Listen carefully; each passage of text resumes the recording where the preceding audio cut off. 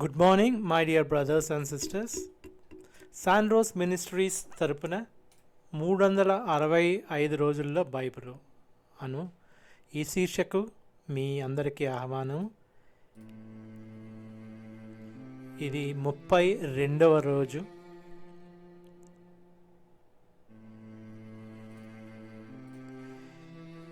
ఈ రోజు వాక్య భాగము నిర్గమకాండము 36, 37, 38 అధ్యాయములు.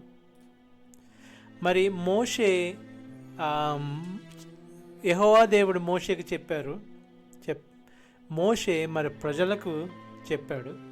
మరి ఈ రోజు నుంచి వాళ్ళు అది చేశారంటే మనం ఆ 3 సార్లు ఇది ఇప్పుడు కడవరిసారిగా మనం అది ఎలా చేశారో ఆ ఇన్స్ట్రక్షన్స్ ప్రకారం ఎలా చేశారో అది నేర్చుకుందాం, అది చూద్దాం. 36వ అధ్యాయము. మరి అంతకుముందు ఇదే మరి నేను చెప్పి ఉన్నాను. మరి అది అప్పుడు కానీ మనకి ఒక మొదటిసారిగా మనకు అర్థం కాకపోతే ఈసారి ఫైనల్గా మనం కంప్లీట్గా అర్థమయ్యేలాగా ఆ స్ట్రక్చర్ ఏంటో అర్థమయ్యేలాగా ప్రయత్నిద్దాం.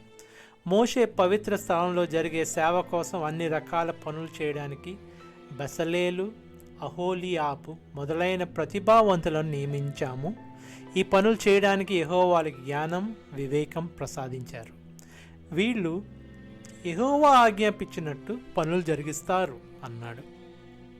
బెసలేలు, అహోలియాబులతో పాటు యెహోవా ఎవరి హృదయాల్లో జ్ఞాన వివేకాలు ఉంచి ఆ పని చేయడానికి ప్రేరేపణ కలిగించారో వాళ్ళందరినీ మోషే పిలిపించాడు. ఇప్పుడు గుడార నిర్మాణం కోసం స్వేచ్ఛార్పణలు, అంటే స్వేచ్ఛగా ఎవరు కావాలంటే వాళ్ళు ఇవ్వచ్చు అనమాట. అలాంటి అర్పణలు వాళ్ళు వచ్చి పవిత్ర స్థలంలో సేవ జరిగించడానికి, పవిత్ర స్థలం కట్టించడానికి ఇశ్రాయేలు ప్రజలు తీసుకువచ్చిన సామాగ్రి అంతటినీ మోషే దగ్గర నుండి తీసుకున్నారు. అయితే ఇశ్రాయేలు ప్రజలు ఇంకా ప్రతిరోజు మనస్ఫూర్తిగా యెహోవా దగ్గరకు కానుకలు తెస్తూనే ఉన్నారు. ఇలా ఆగలేదట తేడం. అప్పుడు పవిత్ర స్థలానికి చెందిన వేరు పనులు చేసే నిపుణులందరూ తాము చేస్తున్న పని వదిలిపెట్టి మోషే దగ్గరకు వచ్చారు. సేవ జరిగించడానికి యెహోవా చేయమని చెప్పిన పని కోసం ప్రజలకు కావలసిన దానికంటే చాలా ఎక్కువగా తీసుకువస్తున్నారని మోషేతో చెప్పారు. మోషే ఇక నుండి ఏ పురుషుడు కానీ స్త్రీ కానీ పవిత్ర స్థలం కోసం ఎలాంటి కానుకలు తేవద్దు అని ప్రకటించాడు. అంటే బలవంతంగా ఆపాల్సి వచ్చిందంట. అంత ప్రేరేపణతో వాళ్ళకి దేవుడికి ఇవ్వాలని అనుకున్నారు. శిబిరం అంతటా విషయం చాటింపు వేయించారు. ఆ పని మొత్తం జరిగించడానికి సరిపోయినంత సామాగ్రి జమ జరిగింది. అంతకంటే ఎక్కువగానే సమకూడింది. ఇక ప్రజలు కానుకలు తేవడం మానుకున్నారు. ఇప్పటి నుంచి మనం ఆ నిర్మాణము, ఆ మందిర నిర్మాణము, అందులో ఉన్న వస్తువుల నిర్మాణము ఎలాగో చూద్దాం. ఆ పని చేసిన వాళ్ళలో నిపుణులైన వారంతా నీలం, ఊదా, ఎర్రని రంగులతో నేసిన సన్నని దారాలతో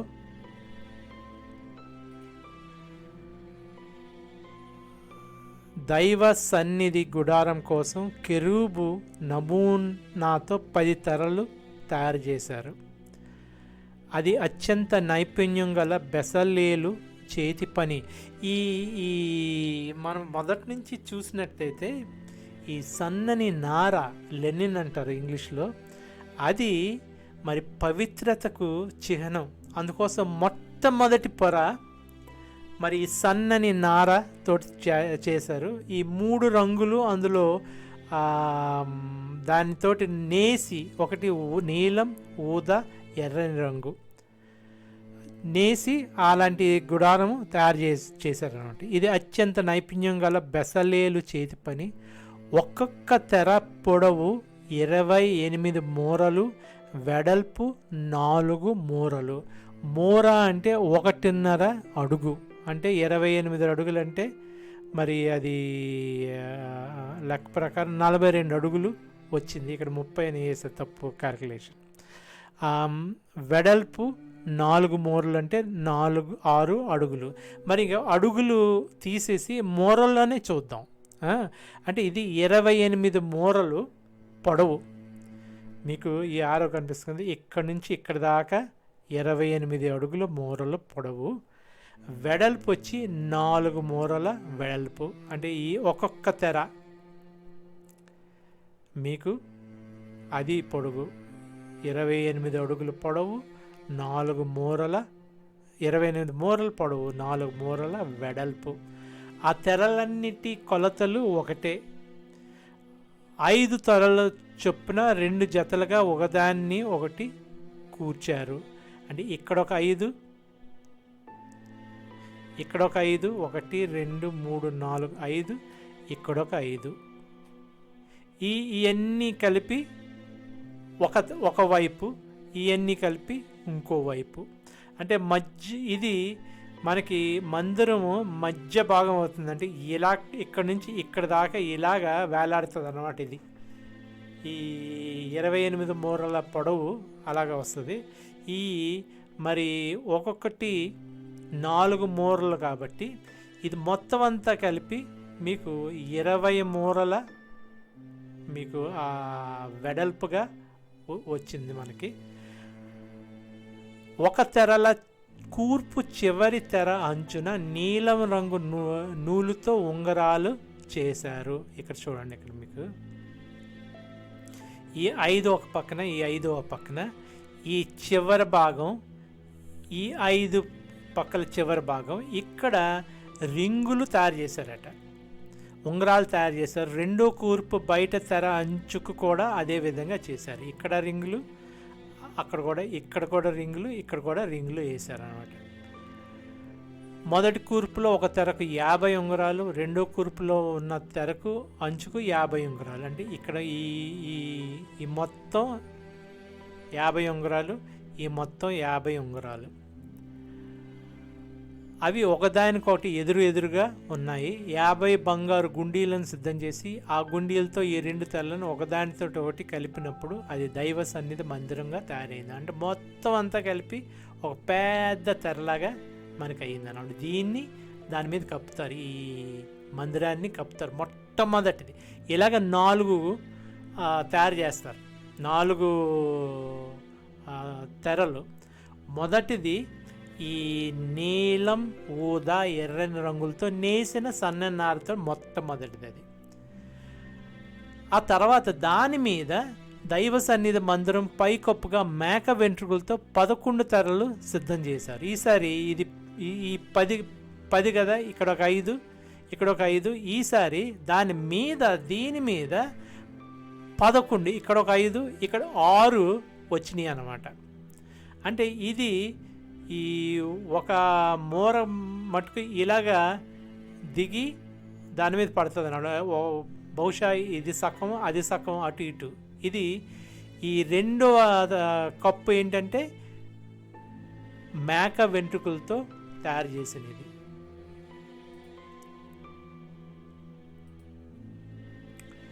ఒక్కొక్క తెర పొడుగు 30 మూరలు, వెడల్పు 4 మూరలు. ఈసారి రెండో తెర పొడవు 30 మూరలు. మనం అంతకుముందు చూసిందైతే 28 మూరలు, వెడల్పు 4 మూరలు. వెడల్పు సేమే. ఆ 11 తెరల కొలతలు ఒకటే. 5 తెరలను ఒక కూర్పుగా, 6 తెరలను ఒక కూర్పుగా చేశారు. మొదటి కూర్పులో బయట తెర అంచుకు 50 ఉంగరాలు, రెండో కూర్పులో బయట తెర అంచుకు 50 ఉంగరాలు ఏర్పాటు చేశారు. ఇక్కడ చూడండి మీరు, కరెక్ట్గా మనకి పిక్చర్ వచ్చేస్తుంది. ఇది సన్నని నార తెరతో చేసిన, ఇది తెల్లగా కనిపిస్తుంది కానీ అది మరి ఆ 3 రంగుల దీంతో చేసింది. దాని మీద ఈ గొర్రె వెంట్రుకలతో చేసిన ఇది ఉంది. మీరు ఇక్కడ చూసినట్లయితే ఈ తెల్లది ఇక్కడ దాకానే వచ్చింది. ఎందుకు? ఇది 28 మూరల మట్టుకై, ఇది 30 మూరలు కాబట్టి ఇది దీనికంటే కొద్దిగా పొడుగ్గా ఉంది. అర్థమైనప్పుడు ఇక్కడ మనకి ఈ మధ్యలో వచ్చింది, ఈ లింక్ ఈ మధ్యలో వచ్చింది కాబట్టి ఇటు సైడ్ 5, ఇటు సైడ్ 5, ఈ పైది. కానీ ఇది మటుకు ఒక మోర్ ఎక్కువ వచ్చింది చూడండి. ఇది మటుకు ఇక్కడ దాకే కవర్ అవుతుంది. దాని పైది ఇది కొద్దిగా దిగింది అనమాట ఇక్కడ. అంటే 1.5 మోర ఎక్కువ కదా. ఇది 5, 5, 10 అయితే ఇది 5 + 6, 11 కాబట్టి ఇక్కడ కొద్దిగా ఇటు కొద్దిగా అది దిగేలాగా దాన్ని తయారు చేశారనమాట. అర్థమైనప్పుడు మీకు కరెక్ట్గా ఐడియా వచ్చేస్తుంది ఉంటుంది మీకు. వాటిని ఒక గుడారంగా కలపడానికి 50 ఇత్తడి గుండీలు సేమ్ అదే మాదిరిగా 50 గుండీలు ఉపయోగించారు. ఎర్ర రంగు వేసిన పొట్టేళ్ల తోళ్లతో, ఇది మరి సన్నని నార అయిపోయింది. దాని మీద మరి గొర్రె వెంట్రుకలతో చేసింది ఇది అయిపోయింది. దాని మీద మళ్ళీ ఎర్రని రంగు వేసిన పొట్టేళ్ల తోళ్లతో, ఇది 3వ పొర. అంటే మూడు తెరలు అన్నమాట. ఒకటి దాని మీద ఇంకోటి, దాని మీద ఒకటి, దాని మీద ఇంకోటి, దాని మీద 3వది. ఇది ఎర్రని పొట్టేళ్ల తోళ్లతో గుడారం కప్పును, గండు చేప తోళ్లతో దానికి పై కప్పును సిద్ధం చేశారు. ఈ పైది ఈ అన్నిటికంటే పైది ఇది గండు చేప ఒక దగ్గర అన్నారు, మరి ఒక దగ్గర డాల్ఫిన్ తోలు అన్నారు, ఇంకో దగ్గర సీల్ తోలు అన్నారు అనమాట. మరి అది ఒక సీలి అనుకుందాం, సీలి జంతువు తోలు. ఇది మొత్తం ఎండకి దానికి అంతటికి మరి కవర్ చేసి మనకి ప్రొటెక్షన్ ఇచ్చేలాగా చేసిన ఇదన్నమాట. అలాగ 4 పొరలు వేశారు.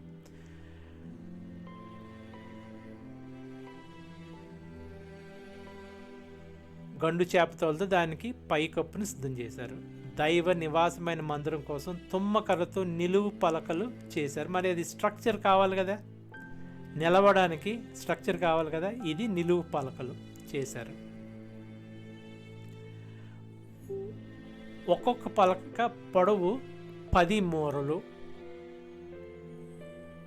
ఇది మనకి 10 మూరలు పొడవు వచ్చింది. అంటే మనకి ఇది 30 మూరల పొడవు, అంటే ఇది ఒక 10 మూరలు అయింది అక్కడ. మరి దీని పొడుగు అవతల వైపు కూడా కిందకి దాకా దిగిందంటే 10 మూరలు అయింది. అంటే మీకు 20 మూరలు. ఇదంతా కలిపి ఒక 10 మూరలు అన్నమాట. అర్థమైంది ఇప్పుడు మీకు స్ట్రక్చర్. అక్కడ ఇక్కడ నుంచి ఇలా పడి దాని కింద దాకా వస్తే 30 మూరలు.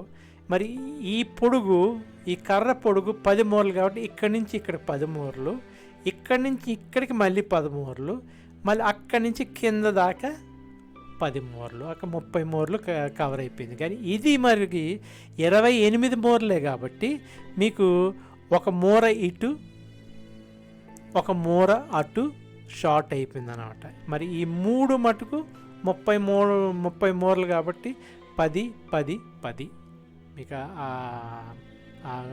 ఆ క్యాల్కులేషన్ కరెక్ట్గా వచ్చింది అన్నమాట. వాటికి గుడారం కలపడానికి 50 ఇత్తడి గుండీలు కలిపారు. ఎర్ర రంగు అక్కడ దాకా చదివేశాను కదా. ఇప్పుడు దైవ నివాసమైన 20 చదువుతున్నానండి. దైవ నివాసమైన మందిరం కోసం తుమ్మకర్రతో నిలువు పలకలు చేశారు. ఒక్కొక్క పలక పొడవు 10 మూరలు, వెడల్పు 3.5 మూరలు. ప్రతి పలకకు ఒకటి సమానమైన నిలుల్లో 2 కుసులు చేశారు. అదేవిధంగా పలకలన్నిటికీ అమర్చారు. కుసులు అంటే మరి ఇక్కడ కలపడానికి మరి ఆ కుసులు తయారు చేశారు అన్నమాట.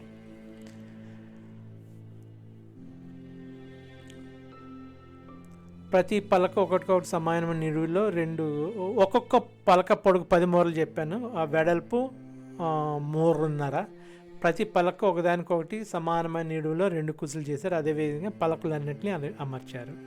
మందిరానికి దక్షిణం దిక్కున, అంటే మనకి ఇది మందిరము ముఖం అయితే మనకి ఇది దక్షిణం అవుతుంది, ఇది ఉత్తరం అవుతుంది అన్నమాట. ఇక్కడ ఒక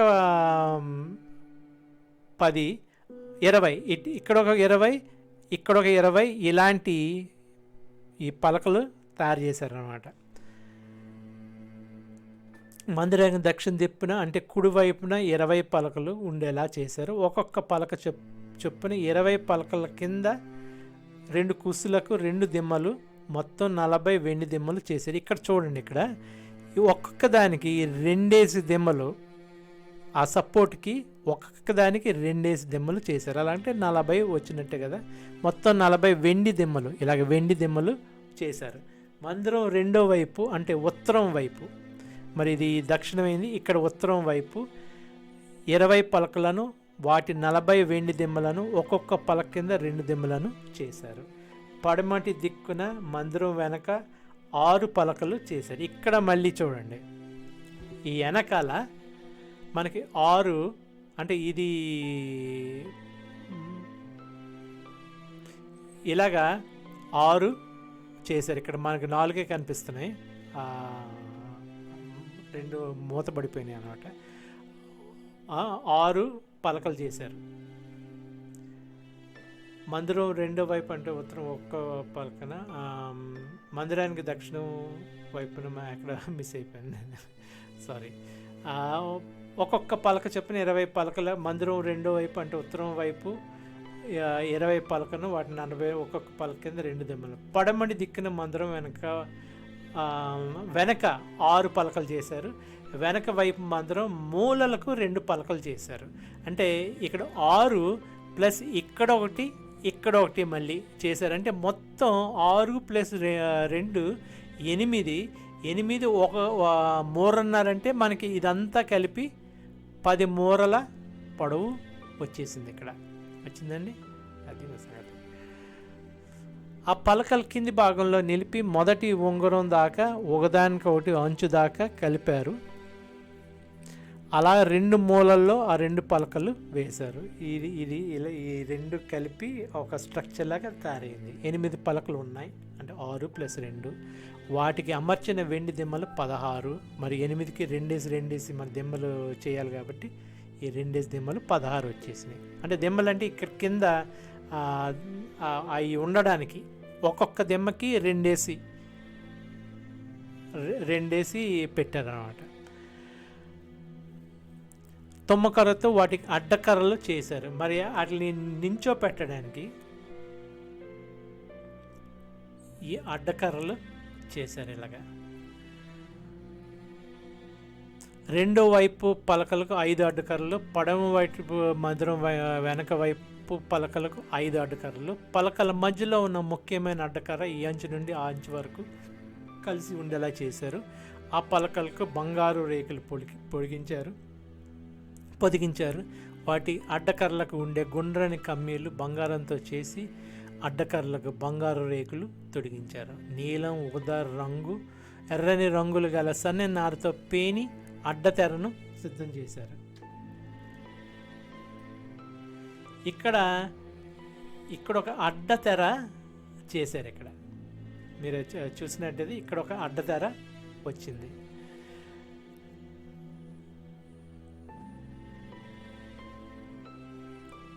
కెరూబు రూపాలను నైపుణ్యం గల పనితనంతో చేశారు. దానికోసం తుమ్మకర్రతో 4 స్తంభాలు తయారు చేశారు. ఇక్కడ 4 స్తంభాలు కనిపిస్తున్నాయి కదా మీకు, ఈ 4 స్తంభాలు ఉన్నాయి. ఇక్కడ చూడండి, మీకు మందసం పెట్టుంది. అంటే ఈ పోర్షను మీకు దాన్ని వేరు చేశారనమాట. దీన్ని అతి పరిశుద్ధ స్థలం అంటారు, దీన్ని పరిశుద్ధ స్థలం అంటారు. ఆ పలకలకు నీలం, ఊదా పేని అడ్డతెరను తయారు చేసి కెరూబు రూపాల నైపుణ్యం గల పనితంతో చేశారు. దానికోసం తుమ్మకర్రతో 4 స్తంభాలు సిద్ధం చేసి వాటికి బంగారు రేకులు పొడిగించారు.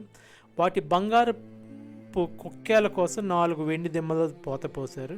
గుడారం ద్వారం కోసం నీలం, ఊదా ఎర్ర రంగులతో దారాలతో పినన సన్న నారతో అడ్డతెరను నేయించారు. దాని 5 స్తంభాలు వాటి కుక్కేలు తయారు చేశారు. ఆ స్తంభాలకి వాటి కుక్కేలకు వాటి పెండె బద్దలకు అంటే బ్యాండ్ అన్నారు ఇంగ్లీష్లో బంగారు రేకులు పొడిగించారు. వాటికి ఉన్న 5 దిమ్మలు ఇత్తడివి. అంటే మనకి ఇక్కడొక తెర, ఇక్కడ ఒక తెర కనిపిస్తుంది అన్నమాట. ఇది ఎంట్రన్స్ దగ్గర. ఇప్పుడు మీరు మొత్తం అంతా ఇక్కడ ఒక స్ట్రక్చర్ మీకు చూస్తే ఈ భాగాన్ని అతి పరిశుద్ధ స్థలం, ఈ భాగాన్ని పరిశుద్ధ స్థలం అంటారు.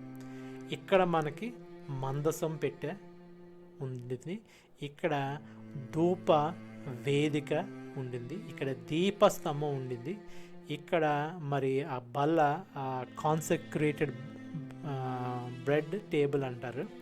ఇక్కడ మీకు రొట్టెల పొడుకని 5 రొట్టెలు 6 రొట్టెలు అంటే మొత్తం 12 రొట్టెలు, ఒక్కొక్క గోత్రానికి ఒక్కొక్కటి చెప్పిన అలా 12 రొట్టెలు పెట్టి ఉంచుతారు.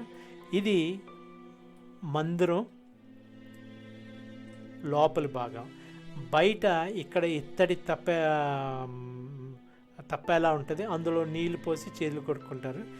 ఇక్కడ దాకా వచ్చేస్తే ఇక్కడేమో మీకు మరి ధూప అది ఆల్టర్ ఉంటుంది. మరి ఇదంతా మళ్ళీ తర్వాత చదువుకుందాం.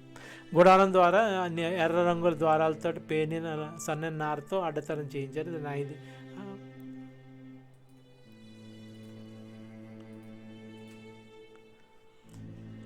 నిబంధన మందసం తయారీ. బెసలేలు తుమ్మకర్రతో మందసాన్ని తయారు చేశాడు. దాని పొడవు 2 మూరలు,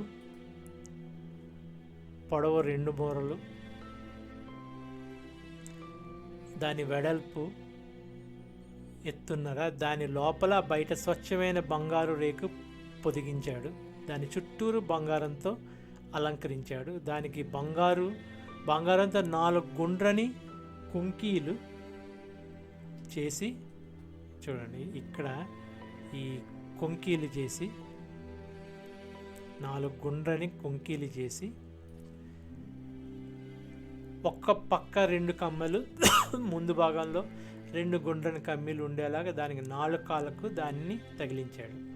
అతడు తుమ్మకర్రతో మందసాన్ని మోసే కర్రలు సిద్ధం చేసి వాటికి బంగారు రేకులు పొదిగించాడు. మందసాన్ని మోయడానికి వీలుగా దాని చుట్టూరు ఉన్న గుండ్రని కమ్మెల్లో ఆ మోసే కర్రలు ఉంచాడు.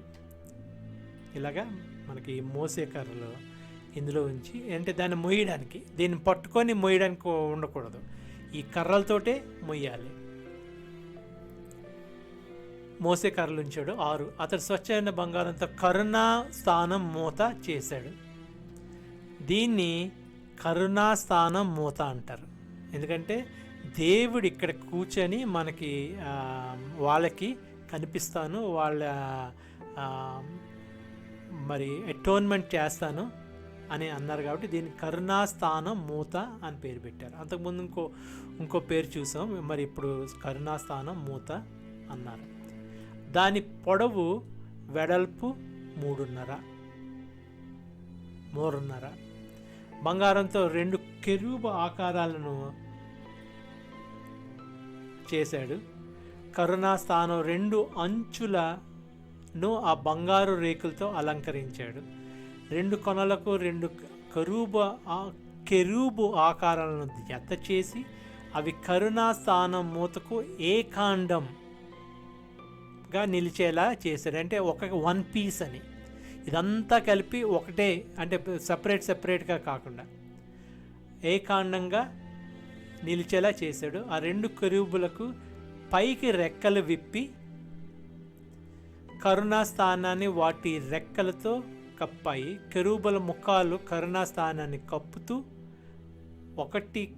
దానికొకటి ఎదురుగా నిలిచాయి. అతడు తుమ్మకర్రతో బల్ల తయారు చేశాడు. దాని పొడవు 2 మూరలు, వెడల్పు 1 మూర. దాని పొడవు 2 మూరలు, వెడల్పు 1 మూర, ఎత్తు 3.5. అతడు దానిపై స్వచ్ఛమైన బంగారంతో రేకు పొడిగించి దాని చుట్టూరు బంగారంతో అలంకరించాడు. దాని చుట్టూరు బెత్తడి బద్దె వేసి దాని బద్దె పైన చుట్టూ బంగారు రేకు అమర్చాడు. అంటే బహుశా దీని గురించి మాట్లాడుతున్నాను అన్నమాట. బెత్త చేసి దాని బంగారు రేకు బిగించాడు, అమర్చాడు. బల్ల కోసం బంగారంతో 4 గుండ్రని కమ్మీలు పోతపోసి బల్ల 4 కాళ్ళ మూలలకు వాటిని బిగించాడు. ఇది చూడండి, 4 ఇక్కడ బిగించాడు. బల్లను మోసేందుకు వీలుగా గుండ్రని కమ్మీలు దాని బద్దకు దగ్గరగా ఉన్నాయి. బల్లను మోసే కర్రలను తుమ్మకర్రతో చేయించి వాటికి బంగారు రేకులు పొడిగించాడు. ఈ కర్రలు చూడండి, వీటికి బంగారు రేకులు పొడిగించి ఇందులో దూర్చాడు.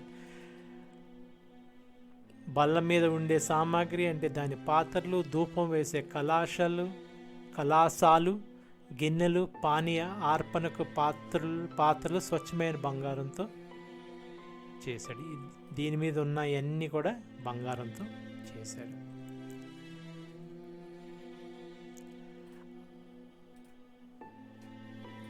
అతడు దీపస్తంభాన్ని స్వచ్ఛమైన బంగారంతో చేశాడు. దాని అడుగు భాగాన్ని, నిలువు భాగాన్ని బంగారు రేకుతో అలంకరించాడు. దాని కలాశాలు, మొగ్గలు, పువ్వులు ఏకాండంగా చేశాడు. దీప వృక్షం 2 వైపుల నుండి 3 కొమ్ముల చొప్పున 6 కొమ్మలు బయలుదేరాయి. దీప వృక్షం నుండి బయలుదేరిన 6 కొమ్మలకు ఒక్కొక్క కొమ్మకు బాదం ఆకారంతో పువ్వులు, మొగ్గలు ఉన్నాయి. ఆ విధంగా దీపవృక్షం నుండి బయలుదేరిన 6 కొమ్మలకు ఉన్నాయి. దీపవృక్షంలో బాదం రూపంలో మొగ్గలు, పువ్వులు ఉన్న 4 కలాశాలు ఉన్నాయి. దీపవృక్షం నుండి బయలుదేరిన 6 కొమ్మల్లో 2 కొమ్మల కింద ఒక్కొక్క పువ్వు, మొగ్గ ఏకాండంగా ఉన్నాయి. వాటి మొగ్గలు, కొమ్మలు ఏకాండంగా అవన్నీ స్వచ్ఛమైన బంగారంతో అలంకరించాడు. దానికి 7 దీపాలు, దాని కత్తెర చెప్పలు, దాని పట్టకార్లు మేలిమి బంగారంతో చేశాడు. దీపవృక్షం దాని సామాగ్రి అంతటిని 35 కిలోల మేలిమి బంగారంతో చేశాడు. అతడు తుమ్మకర్రతో ధూపవేదికను చేశాడు. దాని పొడవు, వెడల్పు 1 మూర, అది చదరంగా ఉంది. దాని ఎత్తు 2 మూరలు. దాని కొమ్ములు మలుపులు లేకుండా ఏకాండంగా ఉన్నాయి. దాని కప్పుకు 4 పక్కలకు, దాని కొమ్మలకు స్వచ్ఛమైన బంగారు రేకులు పొదిగించి దానికి పై అంచు చుట్టూ బంగారం అలంకరించాడు. అలంకారం కింద వేదికకు 2 గుండ్రని బంగారపు కమ్మీలను చేసి దాని 2 పక్కల 2 మూలలో బంగారం అలంకారం చేశాడు. దాన్ని మోసే కర్రలను తుమ్మకర్రతో చేసి వాటికి బంగారం రేకులు తొడిగించాడు. అభిషేక తైలం, పరిమళ ధూపద్రవ్యాలు. పవిత్ర అభిషేక తైలాన్ని, స్వచ్ఛమైన పరిమళ ధూపద్రవ్యాన్ని నిపుణుడైన పనివాడితో చేయించాడు. హోమ బలిపీఠం, ఇందాక పేరు గుర్తు రాలేదండి. హోమ బలిపీఠం, దీనిలోనే ఈ హోమాలన్నీ చేస్తారు. అది ఈ ఇత్తడి బిందె తర్వాత ఉంటుంది, గంగాలం, ఇత్తడి గంగాలం. అతడు తుమ్మకర్రతో హోమ బలిపీఠం తయారు చేశాడు. దాని పొడవు, వెడల్పు 5 మూరలు, ఎత్తు 3 మూరలు. దాన్ని చతురస్రంగా చేశారు. దాని 4 మూలల ఏకాండంగా 4 కొమ్ములు చేశాడు. దానికి ఇత్తడి రేకు పొదిగించాడు. బలిపీఠం సంబంధిత సామాగ్రి అంటే బూడిద ఎత్తే గిన్నెలు, గరిటెలు, పళ్ళాలు, ముళ్ళు, నిప్పులు వేసే పళ్ళాలు అన్ని కంచుతో చేశాడు. బలిపీఠానికి ఇత్తడి జల్లెడను దాని అంచుల కింద దాని మధ్య భాగం వరకు లోతుగా చేశాడు. ఆ ఇత్తడి జల్లెడ 4 మూలలో దాని మూతకర్రలు ఉంచే 4 గుండ్రని కొంకెలు పోతపోశాడు. ఆ మూతకర్రలను తుమ్మకర్రతో చేశాడు. వాటికి రాగి రేకులు పొదిగించాడు. ఆ బలిపీఠం మోసేందుకు దానికి 4 వైపులా గుండ్రని కొంకీలు, మోసే కర్రలు చొప్పించాడు. బలిపీఠాన్ని పలకలతో గుల్లగా చేశాడు. ఆ గంగాలాన్ని, పీటను ఇత్తడితో చేశాడు. వాటిని చేయడానికి సన్నిధి గుడారం ద్వారా దగ్గర సేవించడానికి వచ్చిన స్త్రీల అద్దాలను ఉపయోగించాడు. ఆవరణం, ఇప్పుడు మరి లోపల మరి మందిరం కనిపించింది, ఆవరణం అంతా ఎలాగుంది అన్నది. అప్పుడు అతడు ప్రహారీ నిర్మించాడు. ప్రహారీ కుడి వైపున అంటే దక్షిణ దిక్కున 100 మూరల పొడవు, అంటే దక్షిణం అంటే మనకి కుడివైపున 100 మూరల పొడవు ఉన్న నారతో చేసిన సన్నని తెరలు చేశాడు. ఆ తెరల స్తంభాలు 20, వాటి ఇత్తడి తిమ్మలు 20. ఆ స్తంభాల కొక్కేలు, పెండె బద్దలు వెండితో చేశారు. ఉత్తర దిక్కున ఇటు సైడ్ ఒకటి, కుడివైపున ఒకటి, ఎడం వైపున ఒకటి, ఎడం వైపు 100 మూరలు, కుడి వైపున 100 మూరలు, అంటే పెద్ద ఆవరణం, అందు మధ్యలో ఈ ఈ మందిరం ఉందన్నమాట. వాటి స్తంభాలు 20, వాటి ఇత్తడి దిమ్మలు 20, ఆ స్తంభాల కొక్కేలు, వాటి పెండె బద్దలు వెండితో చేశారు. పడమటి దిక్కున తెరల పొడవు 50 మూరలు, వాటి స్తంభాలు 10, వాటి దిమ్మలు 10, ఆ స్తంభాల కొక్కేలు, వాటి పెండె బద్దలు వెండితో చేశారంటే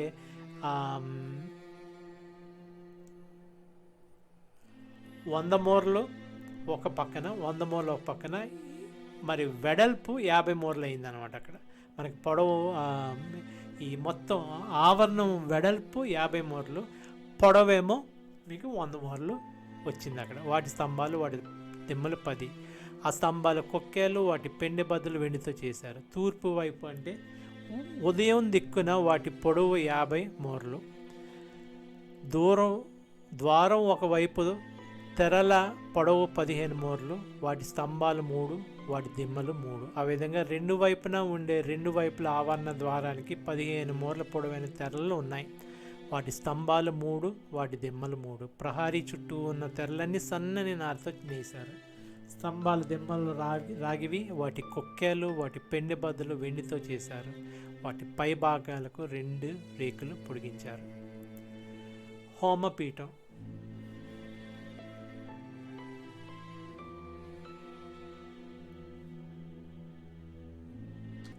ప్రహారీ ద్వారంలో ఉంచిన తెర నీలం, ఊదా, ఎర్రని రంగు గలది. అది సన్నని నారతో చేసిన అల్లిక పని చేసి ఉంది. దాని పొడవు 20 మూరలు, దాని వెడల్పు ప్రహారీ తెరలతో సరిగా 5 మూరలు. వాటి స్తంభాలు 4, వాటి ఇత్తడి దిమ్మలు 4, వాటి కొక్కేలు వెండితో చేశారు. వాటి పై భాగాలకు వెండి రేకు పొదిగించారు. వాటి పెండె బద్దలు వెండివి. మందిరానికి మందిరం చుట్టూ ఉన్న ప్రహారికి కొట్టిన మేకులన్నీ ఇత్తడివి. గుడారం కోసం సామాగ్రి. 21. మందిరం సామాను మొత్తం అంటే శాసనాల గుడారం మందిరం సామాగ్రి మొత్తం ఇదే. యాజకుడైన అహరోను కొడుకు ఈతామారు లేవి గోత్రికుల చేత మోషే ఆజ్ఞ ప్రకారం ఈ వస్తువులు లెక్క పెట్టించాడు. యూదా గోత్రికుడు హోరు మనవడు ఊరి కొడుకు బెసలేలు యెహోవా మోషేకు ఆజ్ఞాపించిందంతా పూర్తి చేశాడు. దాను గోత్రికుడు అహీసామాకు కొడుకు అహోలియాబో అతనికి సహాయకుడిగా ఉన్నాడు. అతడు చెక్కడంలో నేర్పు గలవాడు, నిపుణత గల పనివాడు. నీలం, ఊదా, ఎర్ర రంగుల సన్నని నారతో అల్లిక పని చేయడంలో నేర్పరి. పవిత్ర స్థలాన్ని పూర్తి స్థాయిలో నిర్మించే పని అంతట్లో ఉపయోగించిన బంగారం పవిత్ర స్థలం తులం కొలత ప్రకారం సుమారు 29 తలాంతులు, 730 షకీళ్ళు. జాబితాలో చేరిన సమాజ ప్రజలు ఇచ్చిన వెండి పవిత్ర స్థలం తులం కొలత ప్రకారం 100 తలాంతులు, 1775 షకీళ్ళు. 20 సంవత్సరాల పైబడి లెక్కలో చేరిన వారు 6,03,550 మంది. వీరి అర్పణ ఒక్కొక్కటి అరతులం. అడ్డతెరల కోసం, ఆరాధన గుడారం కోసం దిమ్మల పోత పోయడంలో ఒక్కొక్క దిమ్మకు 4 మలుగుల వెండి ఉపయోగించారు. అంటే ఒక దిమ్మకు 4 మలుగుల చొప్పున 100 దిమ్మలు పోత పోశారు. 281,575 తులాలు అంటే 2,81,570 తులాల వెండితో అతడు స్తంభాల కుక్కేలు చేసి వాటిని స్తంభాల పైభాగాలకు తొడిగించి వాటిని పెండె బద్దలతో కట్టాడు. అర్పించిన ఇత్తడి మొత్తం 280 మనుగులు, 2,400 తులాలు. అతడు ఇత్తడితో సన్నిధి ద్వారం కోసం దిమ్మలు, బలిపీఠం, జల్లెడ, బలిపీఠం సామాగ్రి చేశాడు. ఇంకా ప్రహారీ చుట్టూ ఉన్న దిమ్మలు, ప్రహారీ ద్వారం దిమ్మలు, దైవ నివాసం మేకులు, ప్రహారీ చుట్టూ వాడిన మేకులన్నింటినీ ఆ ఇత్తడితో చేశాడు. చూడండి, ఇక్కడ మనకి ఈ లెక్కలు మనకి చదివిన మనకంత